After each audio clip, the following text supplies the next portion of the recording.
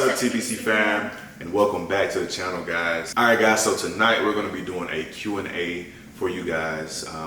We had you guys to send us some questions that you really want to know about us, and we're going to be answering tonight for you guys, right? We're going to be being as transparent as possible in answering your questions. So, you want to get started? Let's get started. All right. So, my first question is, what is your current profession other than YouTube? And I feel like I say this all the time. I am a registered nurse. I have been a registered nurse 10 years next summer. I've been in the NICU for 8.5 years of that time. So that's kind of what I have always done. I've been in nursing. I've dabbled in the aesthetic world and hope to go back to that one day. But my primary career is nursing. And I've been in healthcare altogether since I was 18, so about 13 years. So that's what I have always done. Yeah, so she a vet, in other words. She a vet in the game, in other words. You better be, what, 10 years? 10 yeah, years? I ain't new no more. People be asking me questions. Yeah, I guess it's about time for me to take over somewhere. No, you're definitely a vet in the game. Definitely a vet. Yeah. Were you an athlete at any point in time?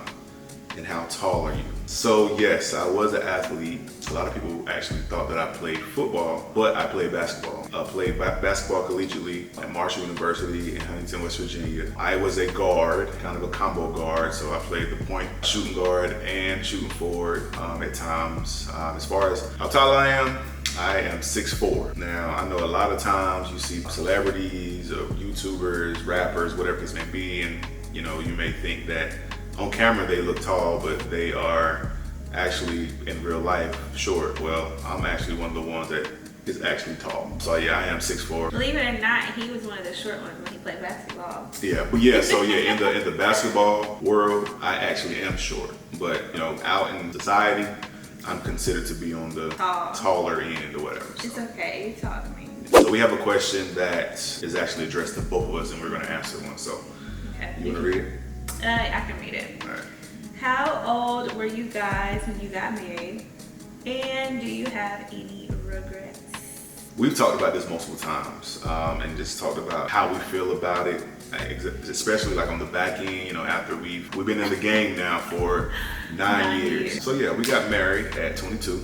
22. Yeah, we got married at 22. 22. Now I know a lot of you guys probably think that that's really young, and it actually is young to get married. So in answering that question and then answering the second one, you know, are there any regrets? We've talked about it, I mean, multiple times, and just, you know, we've always said that if we had the chance to do it over again, we would have waited to get married. Yeah, I don't think, like, at this point in time, like, do I regret it? No, but we have been able to also persevere through a lot of things. But on the other hand, we often say we wouldn't want our daughters to get married at 22.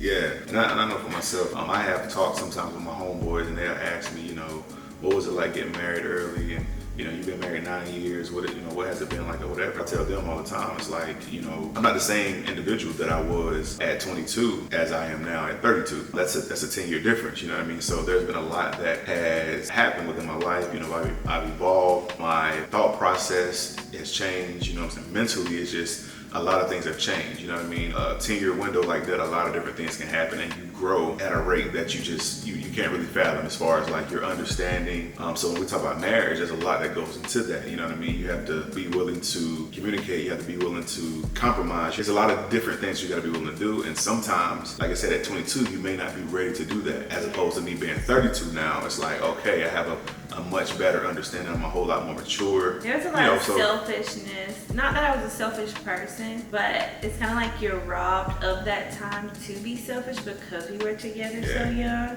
And then you start to feel like maybe you missed out on something or certain experiences, or maybe you wanted that time just to yourself, not even to date around. So there's just a lot of things like that we feel like we didn't consider at such a young age because we were blindly head over heels. We were head over heels. I would say on the flip side of that, the good thing is being able to have grown with somebody from that immature place and that young times to like looking back now, like we're still young, but we have a lot more maturity to us and experiences under our belt to where things that was probably like blown out of proportion way back when. It don't even stand a chance now. Like, okay. It's like, yeah, whatever. Like, what was really the problem? Or we could talk about more without maybe me getting so sensitive about a situation and not looking at it from just my point of view. Yeah. So a lot of things come with age and maturity, I feel like. And so working through stuff has probably been the best thing for us. So I have no regrets. No regrets, no regrets. Like I said, we just would have waited a little longer. That's all. Yeah, just to be sure and like come into ourselves and not be so serious so early. Yeah. What's your favorite quality about Da Vinci? My favorite quality on a serious note is, I feel like I tell other people, is Da Vinci is he's kind of like a calm ocean,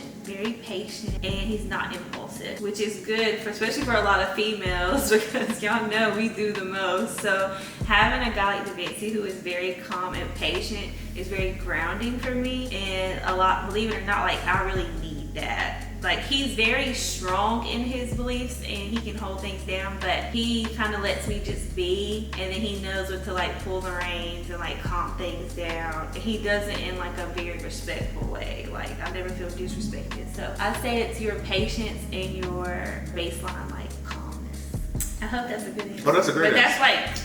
But that's what I go to initially. So how was your process of getting a vasectomy and did it hurt? Okay, so this question is a loaded question just because I'm going to say everybody's situation is going to be different. I've heard, I mean, obviously going into it, you know, all I kept hearing was, it's going to be, you're going to be fine, man. 2 or 3 days, you're going to be back up, you're going to be walking, you'll be ready to go back to work, blah, blah, blah. Well, it didn't happen like that for me. Initially, the procedure didn't hurt. It was just uncomfortable. You're sore, you know what I mean? You're sore after the fact. And if you stay still, you know what I'm saying, kind of take it easy and just kind of lay in the bed, rest up, ice, whatever the case may be, take your meds, I mean, you'll be fine for the most part. But if you're somebody that likes, you know, you just gotta get out, get moving, then you're probably gonna be in some pain. It's manageable, but you'll probably get some pain. Like obviously, you know, you're taking a lot of ibuprofen, Tylenol, and stuff like that. Honestly, it took me probably 7 days until like I'm gonna say like a week. It was like a week. It took me like 7 days to the point to where it was like, all right, cool. I can move around, you know, without any type of discomfort. Like I could walk up and down steps, you know, and you know, everything was fine. But yes, it does hurt. Not necessarily the procedure, but the after effects of it. You know, the healing process is actually what is kind of, you know, you're tender, you're sore. How bad was the pain on a scale of 1 to 10? 10 being the worst. At a baseline over the week you were healing. Well, it feels like... I feel like Da Vinci was anticipating the pain, so he didn't want to move, but he kept saying it made him sick to his stomach. Yeah, it kind of makes you sick. So, fellas, if you know what, like, you know what blue balls, we know what blue balls is. That's what it feels like. It feels like somebody kicked you in your testicles. We've all had that feeling as men, like, you know, so that's what it kind of feels like. And then it also kind of feels like, so it's like a dull ache, but it also kind of feels like you have 2 like pool growing. That's exactly what it feels like. How did you come up with the names of your daughters? I feel like you should answer this one. Honestly, I had a bunch of different names in my head, and Da Vinci would shoot them all down. Almost all. Yeah, because some of them they was no, whack. Like, they was not. She wanted to do like names like how celebrities do, like Rain or like Sunshine or like Blossom. I wanted to name Kalea Blossom. I still wish I had named her Blossom. No. That fits her personality so well. She would have been the most perfect little Blossom. Da Vinci came with the name Kalea. I did not like it at first. Literally wrote it on a whiteboard. I wasn't even pregnant yet. And we got pregnant with her like 2 months later. And at first I didn't like it. And then after a while it just started to grow on me. See, that's the Da Vinci effect. You know what I mean? Da Vinci has kind of solidified all first names, and I have picked out middle names, and he's confirmed middle names. He named Kalea, and then I gave her my middle name, Cheyenne. Kaya, I actually proposed Kaya. Da Vinci liked it, and then he changed the spelling while I was in labor. And I chose Solace as her middle name. And then with Kalo, that was supposed to be our boy name, and Da Vinci picked that out. And I asked him if we could use it as a girl name. He said yes. Yeah. And then Sanai, I came up with Sanai. Not only that, but obviously you guys know all of our girls have names that start with a K. Yeah, the same K, initials. actually the same initials, KSB. Actually, my side of the family, my mom, she did that with me and my brother and my sister. And so, I don't know, I just wanted to keep that same, you know, we all have the same initials, DMB on our side. So I just wanted to bring that same type of little, you know, tradition into our family. So we decided to go KSB with our girls, which, you know, Kalea, Kaya, and Kalo. So, Bobby, your skin is so pretty. What's your daily facial routine? Y'all know I was out here killing it in these facial streets these last couple years. So remember, she is an esthetician now. So. And I'm on a hiatus right now. It's so sad, sidebar. I haven't done a facial. It'll be a year in December, which makes me really sad. But anyways, when I went to Aveda, I followed the basics. A cleanser, exfoliate 2 to 3 times a week, serum, moisturize. I won't lie, I could get much better about SPF. Sometimes I wear a tinted SPF, sometimes I don't. So I do need to improve on that, but that is the basics, the 4 basic steps that you can do to start having better skin. It's consistently cleanse your face in the morning and at night. Exfoliate 2 to 3 times a week or every 3 to 4 days. A serum after you cleanse and a moisturizer after that. How do you guys go about disciplining the girls? Valencia and I are very different. Yeah, so we're different. We're different on this one. Sometimes we butt heads, you know what I mean?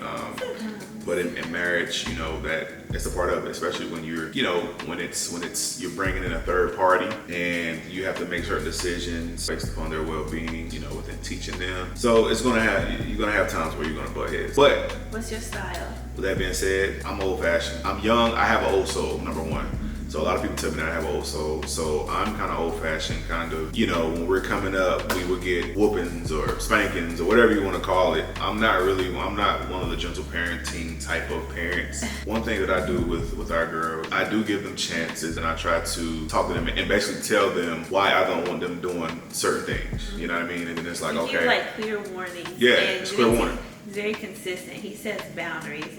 So he will give them so many chances, and then he's fuss at them, and he'll be like, okay, you do it again, I'm gonna get you, which means he's gonna pop them. Yeah. And it's already been established, so when the time comes, it's no surprise. So Da Vinci, he's very consistent though, and they do listen to Da Vinci much quicker than they listen to. Yeah. I don't want them to fear me in that way, you know what I mean? But at the end of the day, it's like, as your parent, you know, when I tell you to do something, I'm telling you to do it obviously for your own good, or I'm telling you not to do something for your own good. It's like establishing that level of healthy authority. Yeah, like somebody gotta lead y'all, because y'all. Yeah. And it's, you know, as long as you know, for all iterations and, you know, then it's all good. You know what I mean? You don't have to worry about getting popped or anything. Sometimes, you know, as kids, you know, we were like that, you know what I mean, coming up. You want to be kind of rebellious or do your own thing or don't want to listen or whatever. So I know we had this conversation, you know, about consequences. You know, I feel like there has to be consequences to your action. And when I say that, sometimes it has to be physical consequences. It's no different than, you know, the old cliche, you know, if I tell you not to touch the stove and you touch the stove and you get burnt, the consequence of you touching the stove is the fact that you're going to get burnt, and that's a physical thing. Like, you can feel it. It's to the touch, right? Touch the stove no more. You're not going to touch the stove no more. And so I take that same approach whenever, you know, we start talking about discipline. You know, just go to your room or go time out or go in the corner or whatever. Like, I mean, everybody has their own parenting styles and I get it, but I know for me, I just feel like it really doesn't do that much good in terms of disciplining kids. And I know that might be an unpopular opinion, but I never want to be in a situation where my kids are going to be embarrassing me or disrespecting me in any type of way. So I just personally feel like words only get you but so far, so there has to be some type of action. I wouldn't say I am a gentle parent, but I feel like I am more of a conscious parent. And so Vinci loves to say, but you turned out all right. But like, I had 2 parents, and so while I feel like the way my dad handled things, which was kind of like Vinci, like he'd give us warnings and he'd sit us down and talk to us and then he would whoop us, there still was a level of fear-based parenting within that realm. I was scared to tell him certain things growing up. I just never knew what his reaction was going to be. So then it becomes one of those things, do I tell the truth or do I lie so I don't get hit? My mom, she would yell and fuss, so I don't like that method because it definitely was not effective. So I feel like I do a lot of talking, but I do a lot of boundary setting, or I'll give 2 options. Like, go put that in the trash, and they say I don't want to. I say you can either go put it in the trash or you're not going to do X, Y, Z or whatever they're trying to do at that time. So I will take away activities that they enjoy, basically as a boundary for them to know that they have to follow certain rules, because everybody's incentive based, so that they can get to what they want to do. If you want to play on your learning tablet, which is still a form of them doing work and they don't realize it, you have to do X, Y, Z first. Trying to teach them priorities of things. Yes, you can play, but you have to clean up. Yes, you can watch TV, but you have to do this. Yes, we can go buy something, but you have to do X, Y, Z first. Kind of like, I'm not just going to reward you over and over and you're not listening to me and the house is a mess and you have stuff everywhere you didn't listen to what I was telling you. So I do a lot of talking and explaining to them. I feel like I talk to them like they are growing people so that they understand where I'm coming from. That's all the questions, guys. Thank you guys for tuning in with us. If you guys have not subscribed to the channel, make sure you go and subscribe to the channel. Leave a comment in the comment section. Give this video a thumbs up if you like this video. I know we covered some controversial topics, but we want to answer you guys' questions to the best of our abilities and to be as transparent as possible. Also, while you're at it, go ahead and hit that notification bell so that you can get an alert when we post a new video. Thanks for watching our channel, and we'll see you in the next one. Peace.